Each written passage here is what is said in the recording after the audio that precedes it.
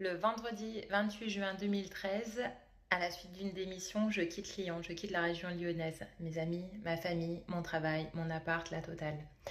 J'arrive à Perpignan, je n'ai ni logement, ni contrat de travail, rien du tout. Coup de bol, un ami me dit justement j'ai une location saisonnière qui n'est pas prise sur les 2 premières semaines de juillet. J'ai la location de manière gratuite, il m'offre le loyer.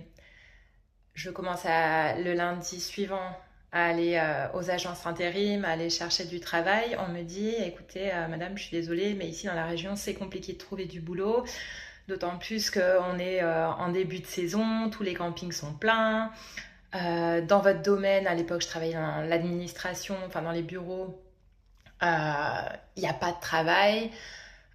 Et quand bien même, les intérimaires qui cherchent du boulot, il faut environ compter 6 mois pour en trouver. Soit.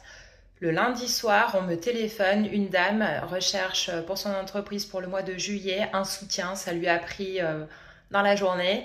Elle a besoin d'une assistante, d'une nana qui est proactive, autonome et compagnie. Elle m'appelle, le mardi j'y vais, le mardi j'embauche, je signe le contrat, je travaille tout le mois de juillet chez elle. À la fin des 2 semaines, mon pote donc a la location, doit rendre la location pour des vacanciers. Je me retrouve sans logement. Je trouve une colocation en un rien de temps. Coup de bol, la nana, donc elle fait une coloc, mais elle doit partir.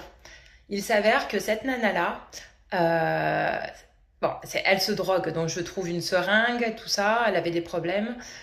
Donc moi je discute avec ma patronne, je lui dis mon Dieu, je me suis retrouvée dans un truc, pour moi ça va pas du tout, ça me convient pas, je reste pas dans une condition comme ça.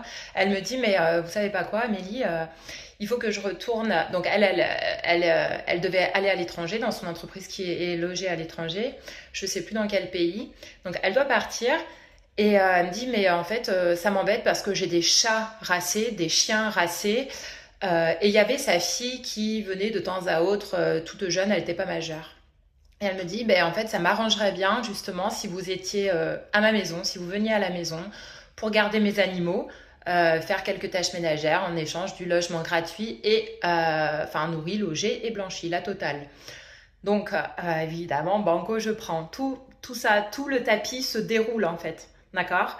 Le mois d'août, je travaille pas, mais enfin, je suis chez cette dame, donc en fait, tout va bien. J'ai le temps de chercher du boulot parce que moi, j'ai un objectif qui est d'entrer euh, dans des entreprises particulières où je suis challengée. À ce moment-là, j'ai besoin de challenge. J'ai pas le boulot trop facile, ça ne m'amusait pas. Il fallait que je sois challengée. Donc, du côté de Perpignan, à l'époque, je te parle de ça en 2013, on parlait d'entrer à Saint-Charles.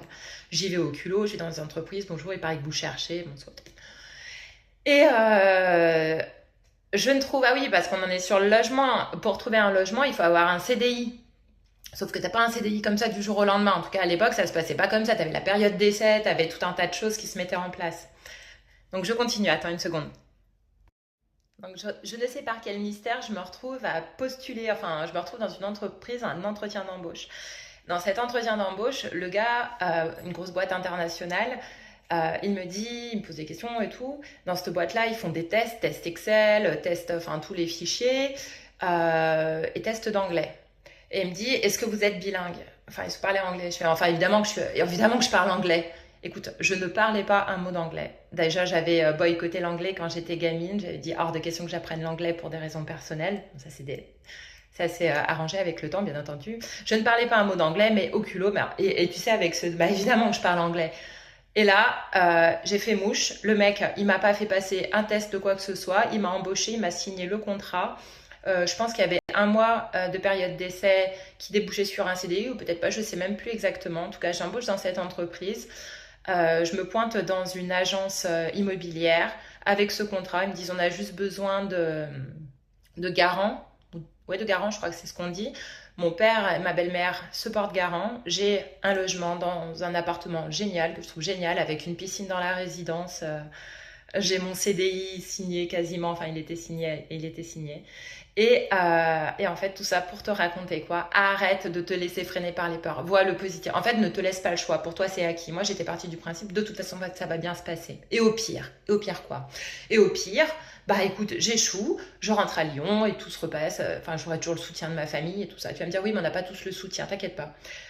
Ne te laisse pas mener par la peur. Si toi, t'as décidé quelque chose, tu fonces. Tu fonces. Il n'y a pas de bon moment. Il n'y a pas de... Je sais pas, on a toujours des bonnes excuses. C'est pas le moment, c'est pas l'endroit, c'est pas si... Tu y vas. Tu y vas et tu vas voir que devant toi, tout va se mettre. C'est comme un château de cartes. Tu lances une carte et pam, pam, pam, pam, pam, il y a tout qui tombe. Tout se met en place. Tout se met en place. Il faut que tu y crois à 100% et tu te laisses pas le choix. Tu fonces, point, et basta. Ok? À plus!